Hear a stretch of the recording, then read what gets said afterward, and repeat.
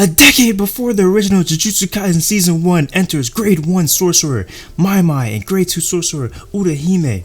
They are investigating a mansion and they set up a plan, but before they can do anything else, the house is torn apart. Urahime is in shock and she finds second year Satoru Gojo in front of her.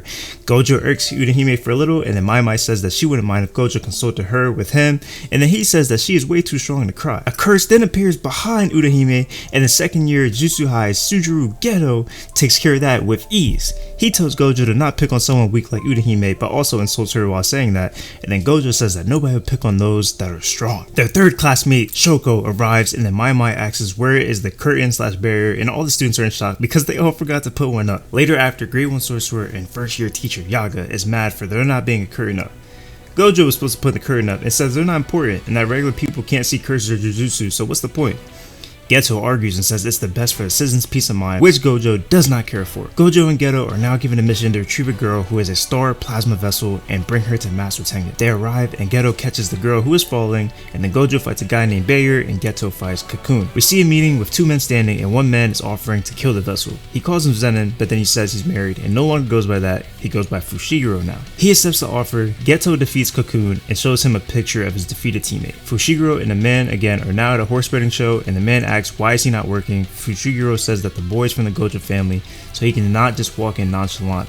The man leaves and says, how is Megumi? And Fushiguro says, who is that again? We go back to the vessel Riko. She annoys Gojo and Geto and then states that her and her Master Tengen will merge and realize that she is late for school. Geto tells Gojo that they have to let her enjoy her life before she becomes a barrier for the school. Fushiguro has now placed a 30 million yen bounty on Riko's head and sorcerers are now appearing at her school. Geto fights a curse user but beats him with ease, and then Gojo goes to Riko's school and everyone compliments how good he looks, even the teacher. Riko's caretaker Kuroi also defeats a curse user and Geto compliments on how strong she is. Geto calls Gojo and tells him there's a bounty on Riko and that they all have until 11 AM tomorrow. Gojo fights 4 clones, but his infinity doesn't really make it a fight. Gojo compliments the real body's technique and then explains his infinity technique and says that it's actually quite difficult and that he really gets tired from it.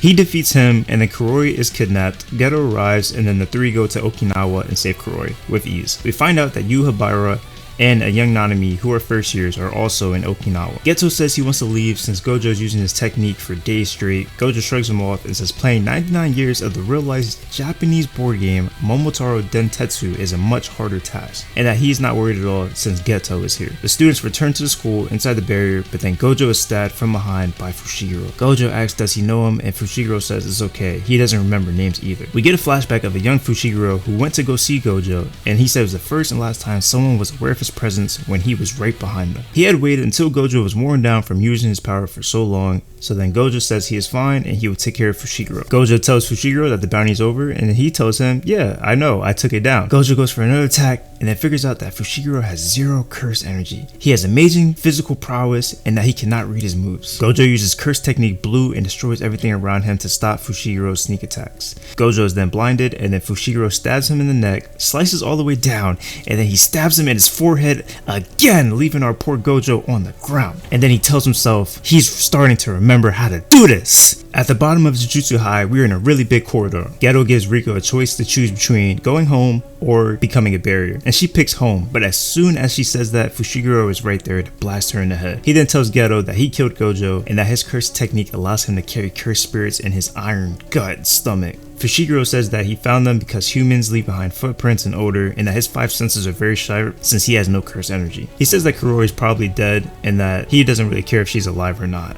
An imaginary spirit contacts Fushiguro and asks him, is it pretty? He says nah, not his type, and the spirit while also Geto both attack him. Fushiguro puts both of them down and says he would have killed Geto if he were a Shikigami user, but since he's a curse manipulator, he doesn't want to deal with the curses that Geto has stored up. He tells Geto to thank his parents for his amazing abilities and says that all these guys with blessed talents lost to a monkey like him who can't use Jujutsu. He then remembers that the name Megumi means blessings and that he's the one who gave it to his son. Fushiguro delivers Riko to the star group and Gojo is outside waiting for him. Gojo says it is a reverse technique which kept him alive and that he is usually not able to do it. They fight again and Fushiguro says that red and blue and infinity are no problem at all. Fushiguro is starting to feel uneasy, but he says everything is okay, and then he tells Gojo to die. Gojo says sorry to Riko because he's not really doing this for her and doing it for himself. Him fighting at full power is when he feels the best. Gojo then says the famous quote here, and let's just praise this beautiful quote and art, everything right here. This show and manga is really just a masterpiece right here. Gojo says that Fushiguro must be from one of the great sorcerer families to know about blue, red, and limitless, but this technique that he's about to do, only a few in the Gojo family know about it. Gojo does his hollow technique, purple, and he finishes Fushiguro, and then Fushiguro says that Gojo is probably the greatest sorcerer alive and that he's ever seen. Fushiguro said that all he wanted to do was crush the Jujutsu world and the Zenin family to make him feel better, but then he swayed away from his true self, and that is why he lost. Gojo asks Fushiguro does he have any last words, and he says no, but then he remembers his son and tells him that he will be sold to the Zenin family soon.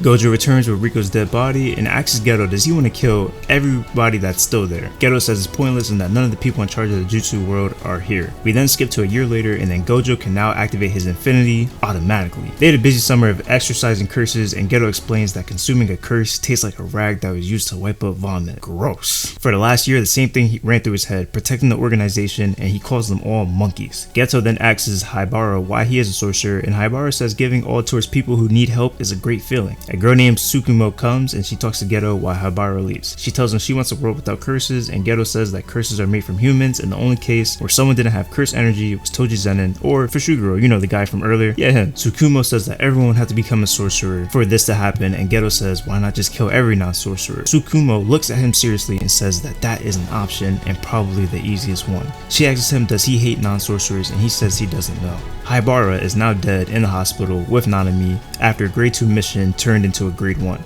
Gojo takes the mission for them, and then Nanami wants Gojo to just take all the missions from now on. Days later, Geto finds 2 girls who are 2 culprits for village attackings, and he frees them. 5 days after that, the whole village was found dead, and Geto's curse technique was all over, implying that he was the one that took down the entire village. Geto is now considered a rogue sorcerer, and Yaga tells Gojo about Geto, and then Gojo meets Geto in Shinjuku. Geto tells him his plans, and then Gojo lets him go as he can't kill his best friend. Gojo tells Yaga that he can only save those who are prepared to be saved, and then Geto kills the leader of the Star Religious group and then takes over. Gojo meets a young Megumi and tells him about his dad, but Megumi does not care at all. Gojo says that does he want to join the Zenin family, and Megumi asks will his sister be happy if they go there, and Gojo says there is absolutely no way that you and your sister will be happy in the Zenin family. He leaves and then tells him to get strong, and then we return to the present, and Gojo wakes up to his 3 students smiling, and then Megumi asks why is he smiling, and he says nothing at all.